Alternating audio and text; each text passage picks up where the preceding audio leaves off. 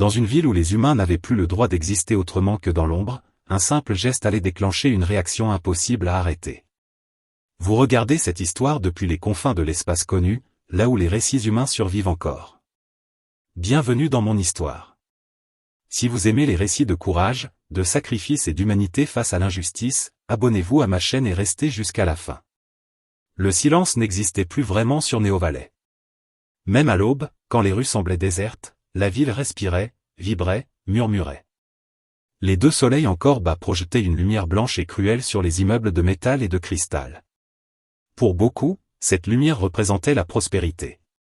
Pour Ricardo, elle n'était qu'un rappel constant de ce qu'il avait perdu. Il marchait lentement, les épaules lourdes, le regard fixé sur le sol poussiéreux. Ses bottes usées faisaient un bruit sec à chaque pas. Autrefois, il avançait avec assurance.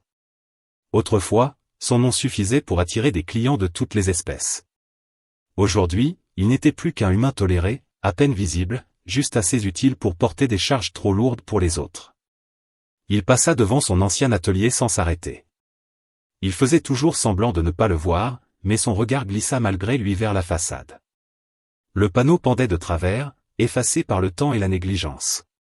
Les vitres étaient opaques, couvertes de poussière. À l'intérieur, tout était vide. Les outils avaient été saisis. Les machines revendues. Les rêves brisés. Rick serra la mâchoire. Les sanctions contre les humains avaient été présentées comme temporaires. Des mesures de sécurité, disait-il. Mais les semaines étaient devenues des mois, et les mois une condamnation silencieuse. Plus le droit de posséder un commerce. Plus le droit de réparer des machines avancées. Plus le droit d'exister autrement que comme main-d'œuvre bon marché. Il arriva à un carrefour et s'arrêta net. Quelque chose n'allait pas. Au bord de la rue, juste sous l'ombre projetée par une tour résidentielle, se tenait une petite silhouette. Trop petite pour être seule. Trop immobile pour être normale. Rick plissa les yeux. Une enfant. Une enfant alien. Elle se tenait près d'un vélo flottant incliné dangereusement sur le côté. L'engin émettait un bruit irrégulier, un gémissement mécanique presque douloureux à entendre. Des étincelles bleutées jaillissaient par intermittence du système de propulsion. La fillette ne pleurait pas. Elle restait là, figée, les mains serrées sur le guidon, comme si lâcher prise ferait disparaître le peu de contrôle qu'elle avait encore sur la situation. Sa peau verte avait une teinte plus claire que celle des adultes de son espèce. Ses grands yeux en amande clignaient rapidement, signe évident de stress. Rick regarda autour de lui. Personne. Aucun garde. Aucun passant. Aucun drone de sécurité visible. Pourtant, aider une alien, surtout une enfant manifestement issue d'un quartier riche, pouvait être interprété de 1000 façons. Et aucune ne jouait en faveur d'un humain. Il fit un pas. Puis un autre. La fillette le vit et recula aussitôt. Ses yeux s'agrandirent, ses pupilles se dilatèrent. La peur était claire, brute, instinctive. Rick s'arrêta immédiatement. Il leva lentement les mains, paumes ouvertes. Doucement, murmura-t-il. Sa voix était rauque, peu utilisée pour autre chose que des demandes de travail ou des refus polis. Il s'accroupit pour paraître plus petit, moins menaçant. Je ne te ferai rien. Elle ne comprenait peut-être pas ces mots, mais le ton sembla atteindre quelque chose en elle. Elle resta immobile, tremblante, sans s'enfuir. Rick tourna légèrement la tête vers le vélo. Même à distance, il reconnut le modèle. Un véhicule de luxe. Performant. Cher. Beaucoup trop cher pour se retrouver abandonné dans ce quartier intermédiaire. Les riches ne s'aventuraient jamais ici sans escorte. Ton vélo est cassé ? Demanda-t-il doucement. Il mima un déséquilibre avec ses mains, puis fit semblant de réparer quelque chose. Enfin, il secoua la tête et fit un grand cercle avec ses doigts avant de les écarter. Gratuit. Ce geste, elle le comprit. La fillette hésita longuement, puis fit un petit pas en arrière, laissant l'accès au véhicule. Rick inspira lentement et s'approcha. Chaque mouvement était calculé, lent, respectueux. Il s'agenouilla près du système de propulsion et son visage se transforma. La fatigue, la tristesse, tout disparut. Il ne restait plus que le mécanicien. Voilà le problème, souffla-t-il pour lui-même. Le condensateur principal avait bougé de son logement. Une erreur classique, mais aux conséquences graves. Le système de stabilisation ne pouvait plus compenser. Le vélo était condamné à tomber ou à exploser. Rick regarda ses mains vides. Pas d'outil. Il ferma les yeux un instant, puis se releva et observa les environs. Un panneau de maintenance publique était intégré au mur voisin. Il s'en approcha, força le mécanisme d'ouverture avec patience et récupéra un outil multifonction usé. Ce n'était pas suffisant. Mais ce serait assez. Il retourna au vélo et se remit au travail. Les minutes passèrent. Puis les dizaines de minutes. Le soleil monta plus haut, la chaleur devint écrasante. La sueur coula sur son visage, imbibant sa chemise déjà sale. Ses doigts tremblaient parfois, mais il continuait. La fillette s'approcha peu à peu. À chaque étape réussie, sa peur diminuait. Elle observait les gestes précis, la concentration totale. Rick parlait doucement, expliquait chaque action comme s'il s'adressait à un apprenti invisible. Tu vois, il faut respecter la machine. Elle te le rend toujours. Après plus de 2 heures, il ajusta le dernier verrou. Il recula lentement. Le vélo émit un ronronnement stable. Il se redressa, parfaitement équilibré, flottant à quelques centimètres du sol. Rick sourit, épuisé. Voilà. La fillette poussa un petit cri de joie, clair et musical. Elle toucha le véhicule, puis regarda Rick avec quelque chose de nouveau dans les yeux. De la confiance. Elle monta prudemment sur le vélo. À cet instant précis, l'air changea. Un grondement sourd approchait à grande vitesse. Rick se redressa brusquement. Un véhicule noir, massif, s'arrêta dans un crissement violent. La porte s'ouvrit. Un homme alien en descendit. Grand. Imposant. Sa peau verte était plus sombre, ses traits sévères, son regard dur. Son vêtement indiquait le pouvoir, la richesse, l'autorité. Tout ce que Rick n'était plus. Son cœur se serra. La fillette tourna la tête, puis éclata de rire. Elle descendit du vélo et pointa Rick du doigt avec excitation. L'homme s'approcha lentement. « C'est toi qui as fait cela ?» demanda-t-il d'une voix profonde. Rick hocha la tête. « Oui. »« Combien as-tu demandé ?» Rick releva le menton. « Rien. » Un silence lourd s'installa. Le regard de l'homme passa du vélo à sa fille, puis à Rick. Longtemps. Trop longtemps. Rick sentit le poids de chaque loi, de chaque préjugé, s'abattre sur lui. Puis l'homme tendit la main. « Je m'appelle Teranvo. Et tu viens de changer quelque chose que je croyais figé. » Rick ne le savait pas encore. Mais à cet instant précis, l'histoire des humains sur Néo-Valley venait de commencer à changer. Rick resta immobile plusieurs secondes après le départ du véhicule noir. La rue avait retrouvé son calme, mais quelque chose avait changé dans l'air. Ce n'était pas visible, pas mesurable, pourtant il le sentait jusque dans ses os. Comme si une porte invisible venait de s'entr'ouvrir, laissant passer un courant qu'il n'avait pas connu depuis longtemps. Il baissa les yeux vers la petite carte métallique que l'homme lui avait laissée. Elle était froide, lourde, gravée de symboles officiels. Un laissez-passer. Un objet qu'aucun humain n'était censé posséder. Rick la rangea lentement dans sa poche, comme si elle pouvait disparaître s'il la regardait trop longtemps. Il reprit sa route vers la zone de recrutement journalier, mais ses pas n'avaient plus la même lourdeur. Les images tournaient dans sa tête. Le regard du conseiller. Le rire de la fillette. Cette phrase étrange, presque solennelle, « Tu viens de changer quelque chose. » Changer quoi, exactement? La journée passa sans incident. Rick porta des caisses, nettoya des conduits, accepta des tâches que personne d'autre ne voulait. Pourtant, les autres ouvriers le regardaient différemment. Était-ce son imagination? Ou bien la rumeur s'était-elle déjà répandue? Un humain avait été vu en train de réparer un véhicule de luxe. Un humain avait parlé à un membre du Haut Conseil. Quand le second soleil commença à descendre, Rick sentit la nervosité l'envahir. Il rentra dans sa petite chambre louée, à peine plus grande qu'un placard. Les murs étaient nus, le mobilier réduit au strict minimum. Il se lava longuement, frottant la crasse de la journée comme s'il voulait aussi effacer les années d'humiliation. Il mit sa chemise la moins tachée, lissa ses cheveux avec de l'eau, observa son reflet. Il avait l'air fatigué. plus vieux que son âge. Mais ses yeux brillaient d'une lueur qu'il ne reconnaissait plus. Un signal discret retentit à la porte. Le transport automatique l'attendait. Rick hésita un instant. Il aurait pu refuser. Il aurait pu rester dans sa zone, continuer à survivre sans faire de vagues. Mais il pensa à la fillette. À son sourire. Et surtout à cette certitude profonde, s'il n'y allait pas, il le regretterait toute sa vie. Le trajet fut silencieux. Le véhicule traversa des secteurs interdits aux humains, franchit des points de contrôle sans ralentir. À chaque barrière qui s'ouvrait, Rick sentait la pression monter. Il n'était pas censé être là. Puis apparut le quartier d'Émeraude. Les bâtiments semblaient vivants, couverts de végétation lumineuse. L'air y était plus frais, plus pur. Rien à voir avec les zones grises où vivaient les humains. Le véhicule s'arrêta devant une résidence immense, entourée de jardins soigneusement entretenus. Rick descendit lentement. Un serviteur alien l'accueillit sans hostilité, mais sans chaleur non plus.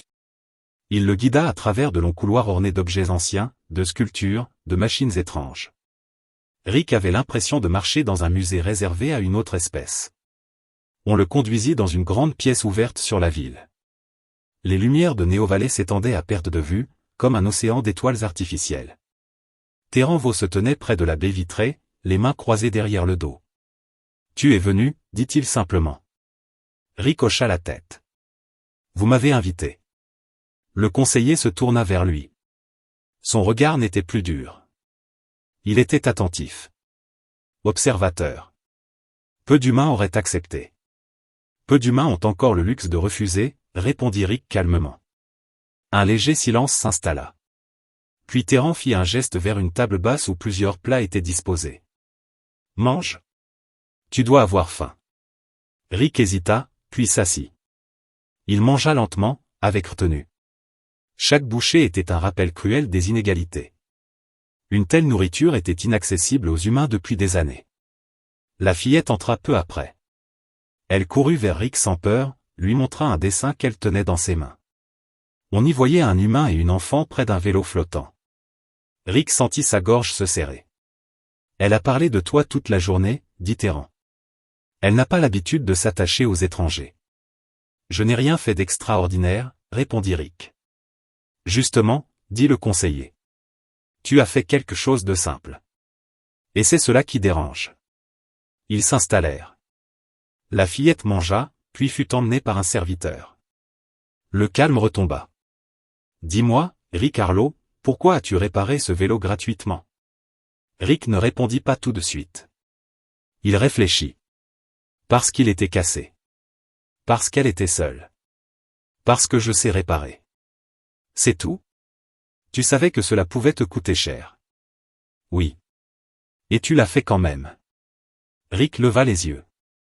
Les humains ont survécu parce qu'ils savent faire cela. Terran resta silencieux longtemps. Puis il s'assit à son tour. Les lois contre les humains sont soutenues par la peur, dit-il enfin. On dit que vous êtes imprévisible. Que vous créez des déséquilibres. Que vous refusez de rester à votre place. Rick eut un léger sourire. Les machines aussi créent des déséquilibres quand on les empêche de fonctionner correctement. Le conseiller le fixa intensément. Tu parles comme un ingénieur, pas comme un ouvrier. Je suis mécanicien, corrigea Rick.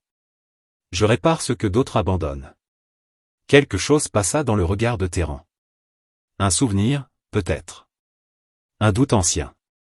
Sais-tu pourquoi j'ai insisté pour que tu viennes, demanda-t-il. Rick secoua la tête. Parce que ma fille n'a pas eu peur de toi, répondit Terran. Et parce que tu n'as rien demandé en retour. Dans cette ville, personne ne fait plus rien sans calcul. Il se leva et activa un écran mural. Des images apparurent. Des graphiques. Des zones industrielles abandonnées. Le réseau de maintenance de Néo-Valley est en train de s'effondrer, expliqua-t-il. Les techniciens aliens refusent de travailler dans certains secteurs. Trop dangereux. Trop peu rentable. Rick observa attentivement. Avant les sanctions, dit Terran, les humains maintenaient ces systèmes. Ils étaient efficaces. Trop efficaces, selon certains. Rick comprit lentement. Vous voulez que je travaille pour vous? Je veux que tu montres ce que les humains savent faire, répondit Terran. Officiellement, je ne peux rien changer pour l'instant. Mais officieusement, je peux ouvrir des portes. Rick sentit un poids immense s'abattre sur lui. Ce n'était pas une simple opportunité. C'était un risque colossal. Pour lui. Pour tous les humains. Et si j'échoue, demanda-t-il. Alors ils diront que j'avais tort, répondit Terran. Et les lois resteront. Rick regarda la ville par la fenêtre. Il pensa à son atelier fermé. Au visage fatigué de ses semblables. À cette fillette qui n'avait vu en lui ni un danger, ni un inférieur. Je n'échouerai pas, dit-il simplement. Ce soir-là, en quittant la résidence, Rick n'était plus seulement un survivant. Il était devenu un symbole, même s'il ne le savait pas encore. Et dans l'ombre des tours d'émeraude, certains observaient déjà cet humain qui marchait droit, sans courber l'échine. Ils commencèrent à avoir peur. Rick ne dormit presque pas cette nuit-là. Allongé sur son lit étroit, les mains croisées sur la poitrine, il regardait le plafond fissuré de sa chambre. Chaque bruit du bâtiment le faisait sursauter. Son esprit tournait sans cesse, incapable de trouver le repos. Les paroles de Terran vous résonnaient encore dans sa tête, lourdes de promesses et de menaces. Montrer ce que les humains savent faire. Ce n'était pas une mission officielle. Pas un contrat. Pas une protection réelle. Juste une chance fragile, suspendue au bon vouloir d'un homme de pouvoir entouré d'ennemis invisibles. Rick savait comment fonctionnait Néo-Valley. Il suffisait d'un faux pas pour disparaître. À l'aube, il se leva avant que le soleil ne soit visible. Il enfila ses vêtements de travail, usés mais propres, et sortit sans faire de bruit. Dans la rue, l'air était encore frais. Les lumières artificielles s'éteignaient peu à peu, laissant place à la clarté naturelle. Un message attendait sur son communicateur. Une seule ligne, concise. Secteur 12. Réseau inférieur. Maintenant. Rick inspira profondément et se mit en route. Le secteur 12 faisait partie des zones abandonnées. Autrefois, il alimentait une grande partie de la ville en énergie secondaire. Depuis les sanctions, les systèmes avaient été laissés sans entretien. Trop instables, trop dangereux. Les aliens refusaient d'y entrer. Les humains n'en avaient plus le droit. Rick franchit la barrière rouillée sans hésiter. Les capteurs étaient désactivés. Personne ne surveillait plus cet endroit. À l'intérieur, la chaleur était étouffante. Des conduits éventrés pendaient du plafond. Des étincelles jaillissaient par moments, éclairant les murs noircis. Rick sentit quelque chose de familier s'installer en lui. Ce mélange de concentration et de calme que seul le travail manuel pouvait lui apporter. Il avança jusqu'au cœur du réseau. La panne était grave. Une cascade de dysfonctionnements avait affaibli toute la structure. Les systèmes automatiques tentaient de compenser, mais sans intelligence humaine, ils aggravaient le problème. Rick posa son sac à outils sur le sol et s'agenouilla.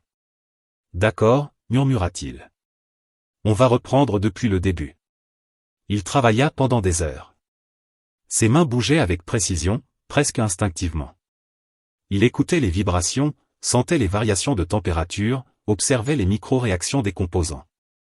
Là où les techniciens suivaient des procédures, Rick comprenait les intentions de la machine. Peu à peu, le réseau se stabilisa. Les lumières cessèrent de clignoter. Le bourdonnement devint régulier. Rick s'essuya le front et se redressa, épuisé mais satisfait. C'est alors qu'il entendit un bruit derrière lui. Il se retourna lentement. 3 silhouettes se tenaient à l'entrée du conduit. Des aliens. Des membres du service de sécurité urbaine. Leurs armes étaient visibles, prêtes à l'emploi. « Humain, dit l'un d'eux. Tu n'as rien à faire ici. » Rick leva lentement les mains. Ce réseau était en train de s'effondrer. J'ai empêché une panne majeure. Tu n'avais pas l'autorisation. Personne n'en a, répondit Rick calmement. C'est pour cela que tout tombe en ruine. Les aliens échangèrent un regard. L'un d'eux activa son communicateur. Nous avons un humain dans le réseau inférieur. Il affirme travailler sur ordre supérieur. Rick sentit la tension monter. Si Terran vognait, tout s'arrêterait ici. Un long silence suivit. Puis une voix résonna dans le conduit. Laissez-le terminer. Il est sous ma responsabilité. Les agents se figèrent. Ils reculèrent lentement, visiblement contrariés, puis quittèrent les lieux sans un mot. Rick resta immobile quelques secondes, le souffle court.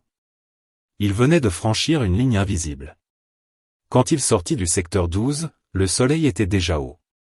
Des drones de surveillance planaient au-dessus de la zone, mais aucun ne s'arrêta sur lui. Son communicateur vibra à nouveau. Bien. Continue. Les jours suivants s'enchaînèrent à un rythme intense. Rick fut envoyé dans d'autres secteurs délaissés. Des systèmes d'eau. Des réseaux de transport. Des structures que personne n'osait toucher. À chaque intervention, il réussissait. Pas parce qu'il était meilleur que les autres, mais parce qu'il voyait ce que beaucoup avaient oublié. Les humains n'avaient jamais dominé par la force. Ils avaient survécu par l'adaptation. La rumeur commença à circuler. Dans les quartiers humains, on murmurait son nom avec prudence, presque avec crainte. Certains y voyaient un traître, un homme trop proche du pouvoir alien. D'autres une lueur d'espoir, fragile mais réelle. Rick ne cherchait ni l'un ni l'autre. Il travaillait. C'est tout. Un soir, alors qu'il quittait un site de réparation, une femme humaine l'attendait dans une ruelle. Elle était plus âgée, le visage marqué par les années de labeur et de privation. « C'est toi, Ricardo ?» demanda-t-elle. Il hocha la tête. « Tu travailles pour eux maintenant ? » ?»« Je répare ce qui est cassé. » Elle le fixa longuement. « Alors fais attention. Quand un humain commence à se relever, quelqu'un cherche toujours à lui briser les jambes. » Rick sourit tristement. « Je sais. » Les tensions montaient dans la ville. Les aliens commençaient à remarquer que certains quartiers redevenaient stables. Que les pannes diminuaient. Que les humains, même exclus, restaient indispensables. Cela dérangeait. Un matin, Rick fut convoqué dans une salle officielle du Haut Conseil. Pas dans le quartier d'Émeraude. Pas chez Terranvaux. Un lieu neutre, froid, impersonnel. Ils étaient 5 autour de la table. 5 figures influentes. Leur regard était dur. « Vous outrepassez votre rôle » dit l'un d'eux. « Je n'ai aucun rôle officiel » répondit Rick. « Justement. Vous agissez sans cadre légal. » Rick posa calmement ses mains sur la table. « Les réseaux que je répare n'avaient plus de cadre non plus. » Un murmure parcourut l'assemblée. « Les humains ne doivent pas reprendre une place qu'ils n'ont plus » dit une autre voix. Rick se pencha légèrement en avant. « Nous n'avons jamais quitté cette place. Vous avez seulement arrêté de regarder. » Le silence tomba, lourd, presque dangereux. Terranvaux entra alors dans la salle. « Cela suffit, » dit-il d'une voix ferme. « Les résultats parlent d'eux-mêmes. Grâce à lui, 3 secteurs sont redevenus opérationnels. Les chiffres sont clairs. »« Et le prix politique ?» demanda un conseiller.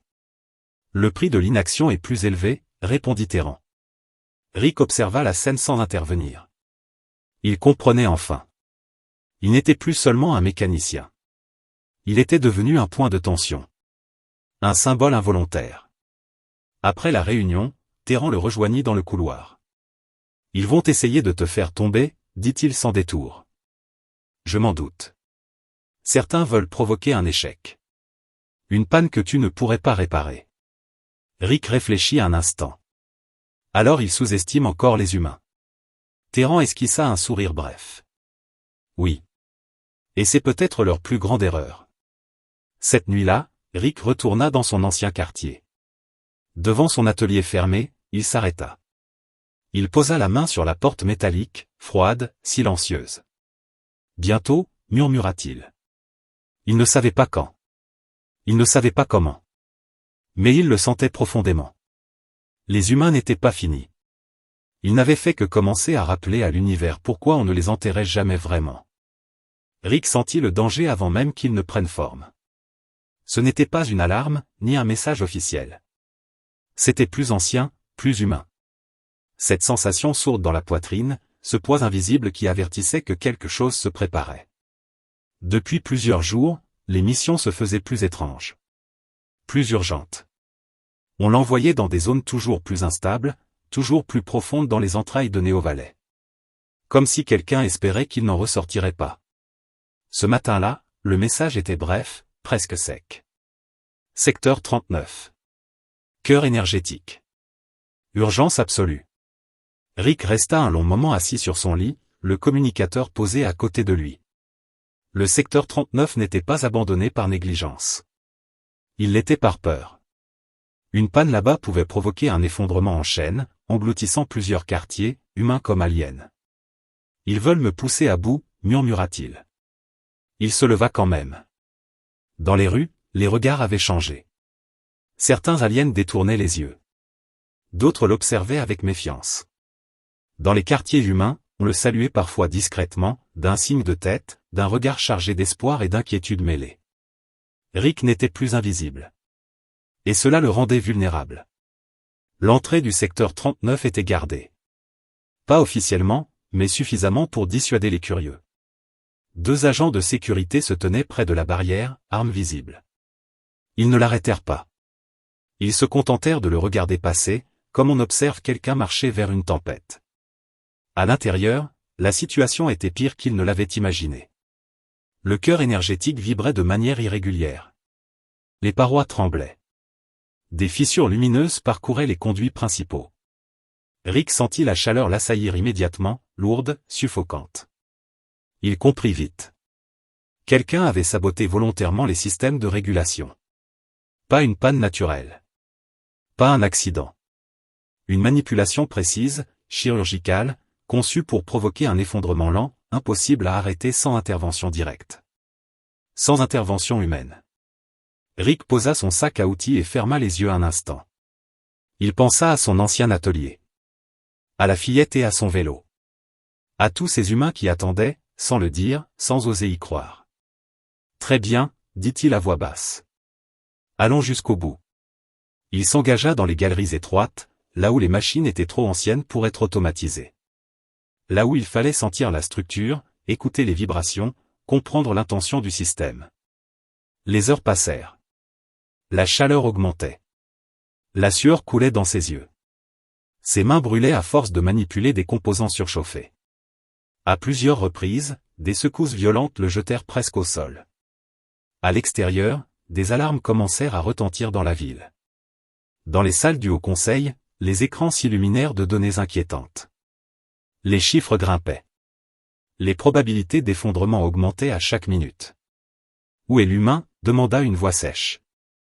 Il est toujours à l'intérieur, répondit un technicien nerveux.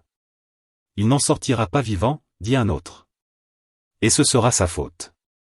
Terran observait les projections sans parler. Son visage était fermé, tendu. Il savait. Il avait compris dès le début. C'était un piège. Préparez une équipe de secours, ordonna-t-il enfin. Trop dangereux, répondit-on. Aucun alien n'entrera là-dedans. Terran serra les poings. Alors priez pour que l'humain réussisse.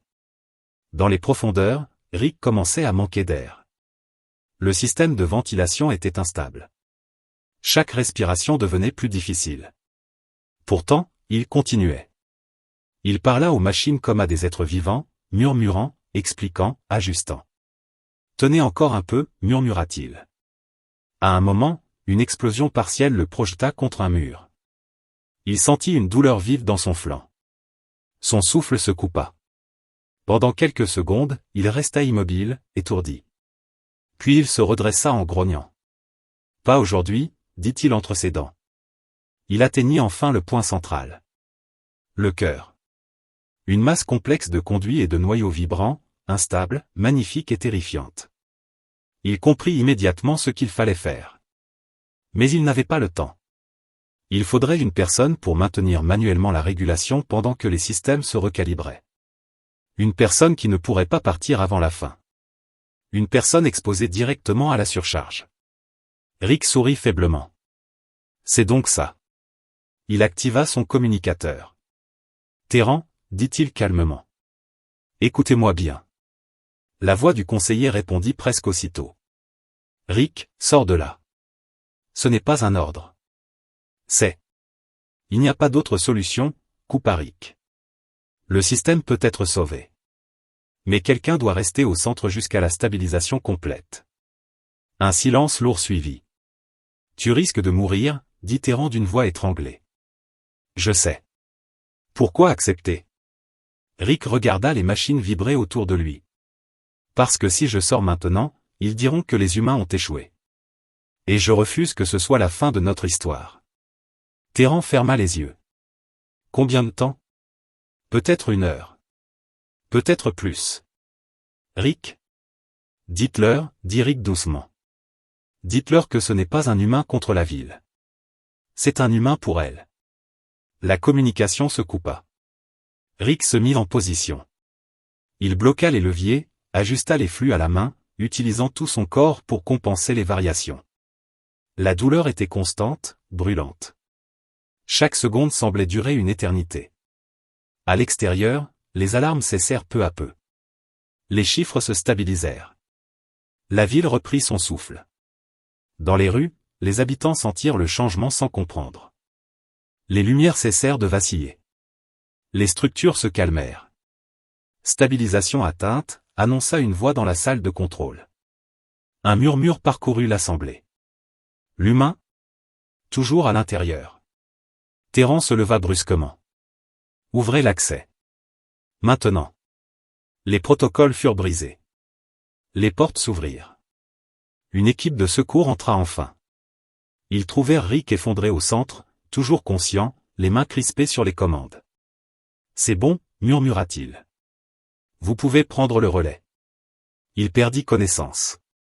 Quand Rick se réveilla, la lumière était douce. Le silence apaisant. Il était allongé dans une salle médicale. Ses blessures étaient soignées. Son corps lourd, mais vivant. Terran se tenait près de lui. Tu as réussi, dit-il simplement. Rick esquissa un sourire fatigué. Alors, ils ne pourront plus dire que c'était inutile. Terran hocha la tête. Non. Désormais, ils devront expliquer pourquoi ils ont laissé un humain risquer sa vie pendant qu'il regardait. Rick ferma les yeux un instant. Il n'avait pas cherché à devenir un héros. Mais parfois, l'humanité se révélait précisément dans ces moments où l'on refusait de reculer.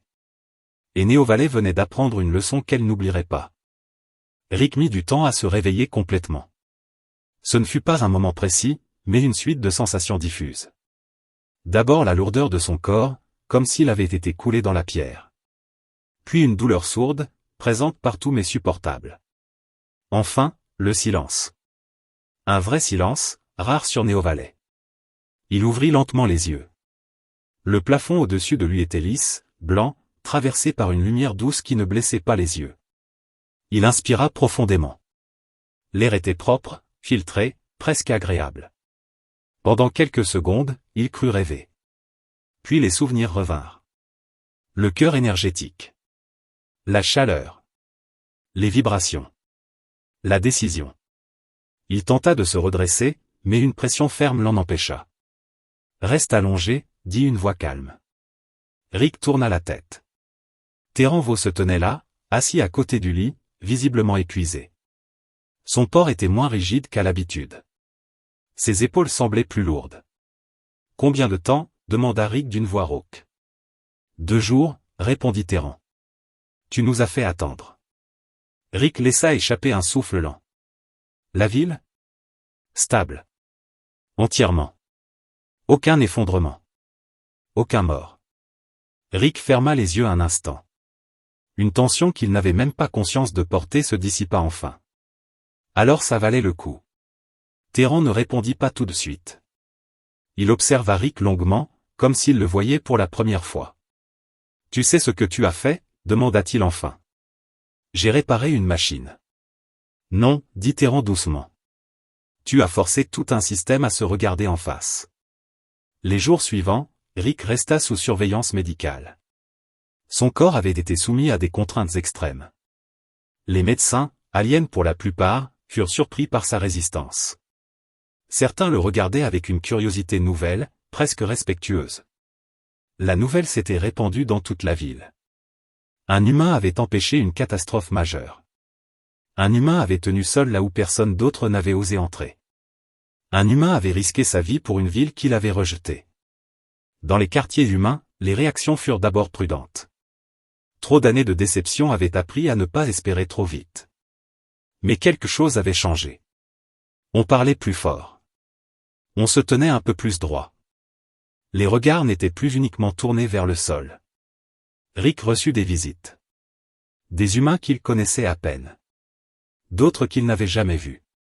Tous venaient pour la même raison. Pas pour le remercier. Pas vraiment. Ils venaient pour voir si c'était vrai. Tu es vivant, dit un vieil homme en le voyant sourire.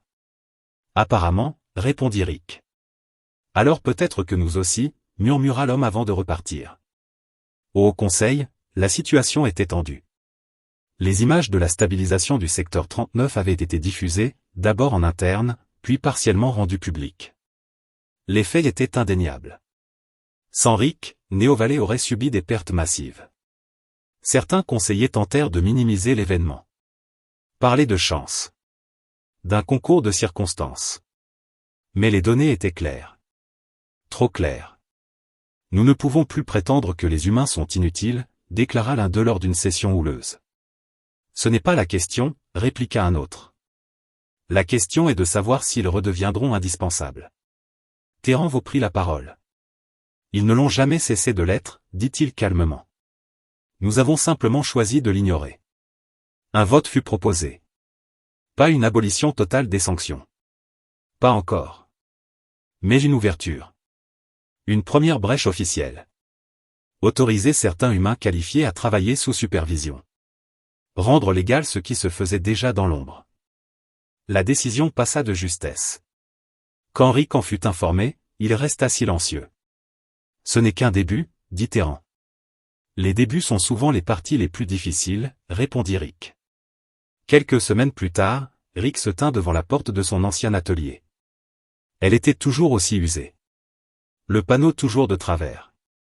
Mais cette fois, un document officiel brillait sur le mur. Une autorisation temporaire. Son nom y figurait clairement. Il posa la main sur la porte. Derrière lui, plusieurs humains attendaient. Des mécaniciens. Des techniciens. Des gens qui avaient des compétences, mais plus le droit de les utiliser. Ils observaient Rick en silence. Je ne vous promets rien, dit-il en se tournant vers eux. Ce sera difficile. On nous surveillera. On nous attendra au tournant. On est habitué, répondit une femme. Rick hocha la tête et ouvrit la porte. L'intérieur était vide. Mais l'espace respirait encore. Comme une machine à l'arrêt, prête à redémarrer. Ils travaillèrent ensemble pendant des jours. Nettoyant. Réinstallant. Réparant avec des moyens limités mais une détermination totale. Les premiers clients arrivèrent timidement. D'abord des humains. Puis quelques aliens discrets. Ceux qui préféraient l'efficacité aux préjugés. Les résultats parlèrent d'eux-mêmes. L'atelier reprit vie. Un matin, Rick trouva une petite silhouette devant la porte. La fillette. Celle du vélo. Elle tenait quelque chose dans ses mains. Un petit modèle réduit, assemblé maladroitement. Regarde, dit-elle fièrement. Rick sourit. Tu as réparé ça toute seule? Elle hocha la tête. Terran se tenait derrière elle. Elle dit qu'elle veut apprendre comme toi. Rick s'accroupit à la hauteur de l'enfant. Alors la première chose à savoir, dit-il doucement, c'est qu'on n'abandonne jamais une machine, ni une personne. Les mois passèrent. La présence humaine dans certains secteurs techniques devint normale. Pas acceptée par tous, mais reconnue. Les résultats étaient là. Les pannes diminuaient. Les coûts aussi. La ville fonctionnait mieux. Et surtout, quelque chose d'intangible avait changé. Les humains n'étaient plus seulement vus comme une charge.